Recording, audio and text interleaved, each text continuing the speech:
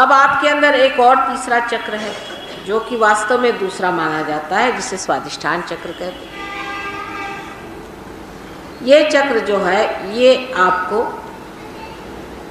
ब्रह्मदेव की शक्ति देता है, जिसकी वजह से मनुष्य विचारता है, विचार करता है, आगे की सोचता है, कोई चीज़ बनाता है। जैसे एक आपने फर्नीचर बना दिया, एक पेड़ टूट गया, आदमी ने सोचा चलो फर्नीचर बना ले, तो पहले मेरे ख्याल से बहुत बूढ़े लोगों के बनाते होंगे फर्नीचर जो ज़मीन पे नहीं बैठ सकते होंगे। करते करते जवानों ने कहा कि हम भी फर्नीचर बना दें। करते करते फर्नीचर बैठ गया सर पे, ज़मीन पे नहीं बैठ सकते, कुर्सी लेके चलना पड़ता। ये जो शक्ति है इससे मनुष्य क्रिएट करता है, सर्जन करता है। और इस सर्जन शक्ति को हम जब बहुत ज़्यादा इस्तेमाल करते हैं, ज़रूरत से ज़्यादा, तब ऐसा करना का मध्य मध्य में सगाने जिसको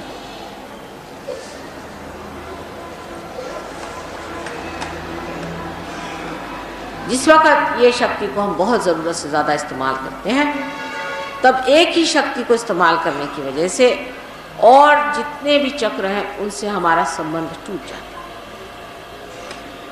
है। एकांगी जीवन जिसकी होता है उसके साथ ऐसी जाती है। और जब ये संबंध उस संपूर्णता से टूट जाता है, तब हम अपनी तरीके से चलने लग जाते हैं, ऑन माई ओन। और इसी को हम कह सकते हैं कि इंसान जो है वो कैंसर की बीमारी से प्लावित है। उसको शरीर का कैंसर नहीं होगा तो मन का भी हो सकता है। जितने भी अहंकारी लोग होते हैं उनको मन का कैंसर होता है। वो सोचते हैं कि मुझसे बढ़ के दुनिया में कोई, और वो जिसको छूते हैं वो भी यही सोचने लगता है। वो किसी के घर में पाँव रख दे तो बच्चे भी सोचने लग जाएंगे। उनकी ऐसी कृपा होती है कि जहाँ उन्होंने बात की तो घोड़े बैल सब उनके जैसे हो जाते हैं। जो अहंकारी मनुष्य होता है, जो अहंकार करने लग जाता है, तो उसको देखे देखे सब लोग अहंकार करने लग जाते हैं। अब हिटलर इसका एक उदाहरण है, जो अहंकार में इतना भर गया, उसने सोचा कि मैं कोई विशेष जीव हूँ, और वो जिसको छूता था वो ये सोचता था, यहाँ तक कि उन लोगों को मार डाला, हालत खराब कर दी। किसी के समझ में ही नहीं आया, इतने लाखों लोगों को उसने बेवकूफ़ बनाया, और सब बेवकूफ़ों की तरह उसकी बातें सुनने लगे, और छोटे छोटे बच्चों को और औरतों को उसको गैस चैम्बर में मार दिया, और उनकी अकल ही नहीं थी। तो मैं बहुत अक्लमंद हूँ ऐसे समझ के जो आदमी चलते हैं, उनके लिए हिटलर है सामने, दूसरे खोमिनी साहब हैं, ईदी अमीन है, ऐसे बहुत सारे हैं आपको दिखने के लिए। और अहंकार जिस आदमी में होता है, जो कि यहाँ पर दिखाया गया है, आप देखिए पित्त के जैसे ऊपर में पीले रंग का अहंकार, यह स्वाधिष्ठान चक्र के चलने से होता है। और इसकी शक्ति जो है उसको ये राइट साइड की सरस्वती की शक्ति जो है उससे मिलती है।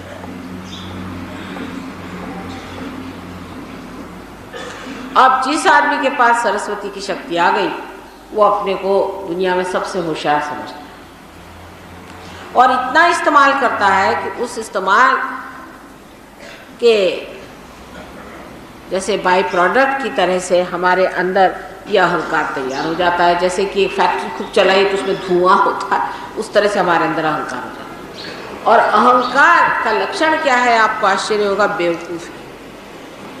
जो अहंकारी मनुष्य होता है अत्यंत बेवकूफ़ होता है, उसकी बातें जिसको कहते हैं एकदम स्टूपिड, जैसे इडियोटिक, बड़ा इडियट होता है। कोई आदमी आपसे कहे कि मैं फर्स्ट आया, फर्स्ट से फर्स्ट आ गया, और मैं फलाना हूँ, और मैं यहाँ का राजा हूँ, और ये मंत्रियों से कहना भैया मैं गरीब, मुझे माफ़ करो, तुम यहाँ क्यों आ गए। हमारे यहाँ आपने पढ़ा होगा कि नारद जी को एक बार अहंकार हो, और उन्होंने कितनी बेवकूफ़ी की, और माया नगरी में चले गए, और वहाँ बेवकूफ़ जैसे बंदर बन के और वो दुनिया भर की चीज़ें करने लगे। ऐसे बेवकूफ़ लोगों को सब दुनिया हंसती है पीठ पीछे। आप देख लीजिए ऐसे अहंकारी लोगों की पीठ पीछे आप तारीफ सुनिए, तो लोग एक बड़ा जोक बना के हंसते कि साहब ये बेवकूफ़ जो है अहंकारी, ये अपने को समझते तो अफलातून है, लेकिन है ये अहंकार। और ये अहंकार जो है मनुष्य को बेवकूफ़ी की ओर ले जाता है और वो बेवकूफ़ होते जाता है, उसको समझता ही नहीं कि वो बेवकूफ़ है। अंत में उसका हृदय भी जो है एकदम दब जाता है, उसका हृदय एकदम बंद हो जाता है, क्योंकि अहंकार जो है ये हृदय चक्र ब्रह्मचर्य, यहाँ पे जो ब्रह्मरंध्र है ये हृदय का पीठ है और उसको वो ढक लेता है। और जब अहंकार उसको ढक लेता है तो हमारा हृदय एकदम ऐसा दब जाता है। और जब ऐसा हृदय हो जाता है मनुष्य का तो वो इस कदर दुष्ट प्रकृति का हो जाता है कि आश्चर्य होता है कैसे दुष्ट। अब परदेश में आप जाइए, पता नहीं हमारे हिंदुस्तानी वहाँ जाके कैसे रहते हैं, मेरा तो वनवास शुरू है। लंदन शहर में कहते हैं कि हर हफ्ते में 2 इंसान मारे जाते हैं, और वो कौन? तो छोटे बच्चे और मारने वाले उनके माँ बाप। सोचे यहाँ कोई सुन भी सकता है ऐसी बात? ये अहंकारी लोगों ने कार्य किया। इनका अहंकार है कि उनको कोई किसी के प्रति भावना नहीं, न बच्चों के प्रति, न माँ के प्रति, न बाप के प्रति। इस तरह के अहंकार में जब आदमी टूट जाता है तब उनकी बेवकूफ़ियाँ प्रतीत होती हैं उनके काम से। अपने यहाँ एक से एक राजा महाराजा हो गए, बड़े बड़े लोग हो गए, लेकिन कितने नम्र थे। शिवाजी महाराज का किस्सा सुनिए, ऐसे अपने यहाँ हो गए शिवाजी महाराज जैसे लोग। अब तो ऐसा लगता है कि वो ज़माने कुछ और था। उनके अगर रामदास स्वामी आए, उनके गुरु थे, तो उन्होंने आकर के और बाहर से आवाज़ लगाई तो शिवाजी गए, उनके पैर छुए, उनके पैर पे अपना सर से ताज उतार के रख दिया।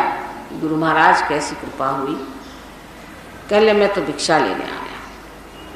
तो अंदर जाके एक चिट्ठी लिखी, उसमें लिखा कि गुरु महाराज हमारा जितना राज्य आपके चरणों में, और ला करके एक क्षण में दी, या आप इसको राज्य ले लीजिए, सारा आपके चरणों। आजकल कोई राजा महाराजा तो संत साधुओं के दरवाजे के बाहर ही खड़ा कर देगा। कोई कहेगा कि भाई अंदर भी आओ।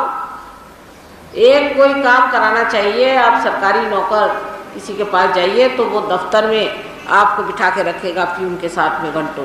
अरे भाई एक छोटा सा हमारा काम है, क्या करें, आप सरकारी अफसर हैं यहाँ, एक हमारा एक इसका काम है सहयोग का, हम तो कुछ पैसा ऐसा नहीं लेते हैं, आप हमसे इतना सा ले लीजिए। तो वो कहेंगे चलिए आप बैठिए वहाँ, वो नहीं, कोई पूछेगा भी। और यहाँ तो साक्षात जो राजा थे वो जा करके उन्होंने अपनी सारे राज्य को प्रदान कर, और राज्य को प्रदान करके और उन्होंने कहा कि अब मैं सब कुछ त्याग चुका। तो उन्होंने कहा कि भाई हम तो साधु आदमी, हम क्या राज करेंगे, राज तो तुम्हें को करना है क्षत्रियों को, लेकिन इतनी बात है अगर तुमने हमें प्रदान कर दिया तो प्रतीक रूप से ये जो हम छाती पहनते हैं इसका तुम झंडा बना दो। वही झंडा बना लिया। अब मैं देखती हूँ कि वो झंडा राजकारण में लोग लगा रहे। अरे भाई वो झंडा तो सन्यासियों का लक्षण है, उसको गाय को छूते हो आप लोग, छोड़ दो उसको, तो छोड़ो कम से कम। इस प्रकार हम लोग सब चीज़ का गड़बड़ी कर रहे हैं, किसी का दिमाग सही नहीं चल रहा। और हम लोग जब इस बेवकूफ़ी में बहते जाते हैं, इस अहंकार में, तो ये समझ ही भी नहीं आता कि हम कहाँ बह रहे हैं। लेकिन अब जो देश इसमें बहुत ज़्यादा बढ़ गए और जिन्होंने एटम बम और दुनिया भर के बम बना करके अपने विध्वंस का पूरी व्यवस्था कर रही, वो एकदम जाग उठे कि बाप रे बाप, कौन से राक्षस हमने इकट्ठे करे हैं और ये तो हमको ख़त्म कर देंगे।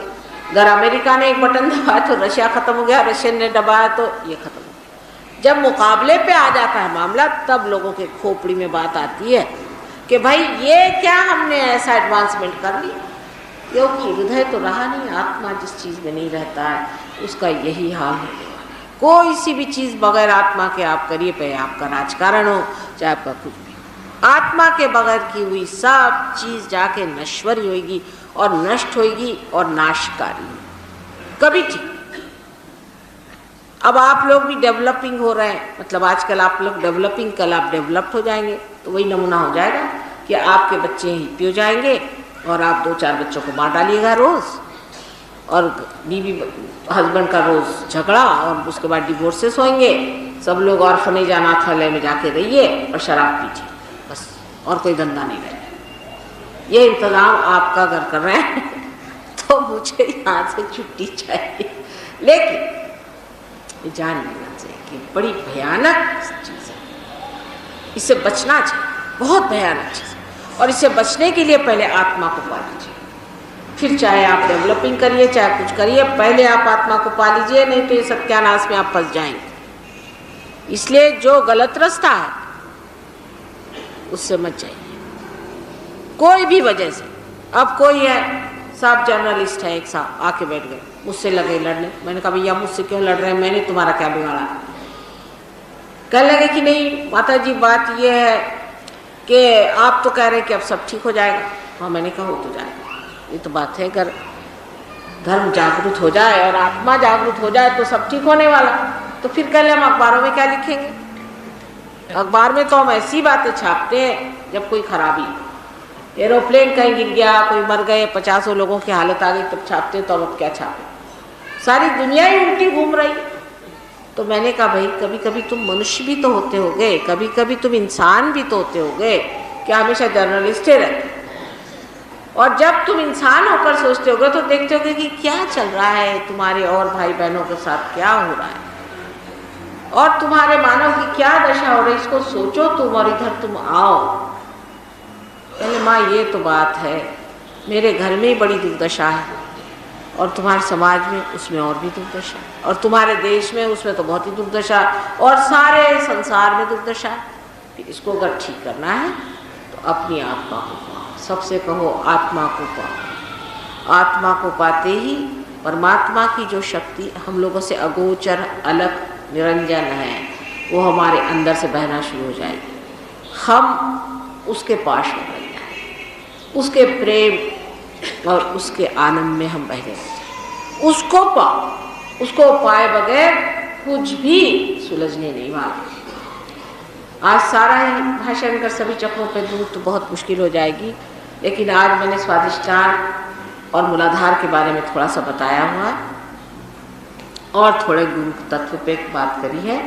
अपने अंदर का गुरु तत्व को जागृत कर लेना, यह हमारा परम कर्तव्य है। उस गुरु तत्व को जागृत करके और आप अपने ही को सही रास्ते पर ले आए। आज संसार ऐसे कगार पर खड़ा है कि विध्वंस बाहर से तो है ही, लेकिन अंदर से भी बहुत जबरदस्त। हर तरह की बीमारियां आज अपने सामने आके खड़ी हैं। इन बीमारियों का कोई भी इलाज नहीं है। ये जो विध्वंस हमारे अंदर से हो रहा है, जो हम अंदर ही से टूटे जा रहे हैं, उधर हमारा कोई भी ध्यान नहीं। हमारे बाल बच्चे, हमारे जो कुछ अपने हैं वो सब खत्म हो रहे हैं। उनको सबके जोड़ने का एक ही तरीका है कि जो सर्वव्यापी परमात्मा की ब्रह्म शक्ति है उसको प्राप्त करें, परमात्मा के साम्राज्य में उतरे और उसको वर्ण करें। और ये सिर्फ आत्म साक्षात्कार से ही घटित हो सकता है, जो कि आप बेच नहीं सकते, खरीद नहीं सकते। ये तो बात बिल्कुल गलत है कि बहुत से लोग कहते हैं कि बगैर पैसे के कैसे काम चले। आप जो श्वास ले रहे हैं उसका कितना आप पैसा जो दे रहे हैं मुफ्त में ले रहे हैं। जो आप इंसान बने हुए हैं अमीबा से, उसका आपने कितना पैसा चढ़ाया भगवान को। जितनी भी मूल्यवान और ज़रूरी चीज़ें हैं जीवन के लिए वो सब मुफ्त है, इसीलिए हम जीवित हैं। नहीं तो जिस तरह के हम लोग हैं, कभी कभी लगता है कि जीवित रहने का भी अधिकार नहीं, लेकिन परमात्मा ने सब मुफ्त ही दे दिया। उनकी परम करुणा, परम्पार, उनका प्यार सारे संसार में बह रहा है। इसीलिए हम लोग आज चल रहे हैं, सिर्फ उस प्यार को अपने अंदर बसाकर उसका प्रकाश सारे संसार में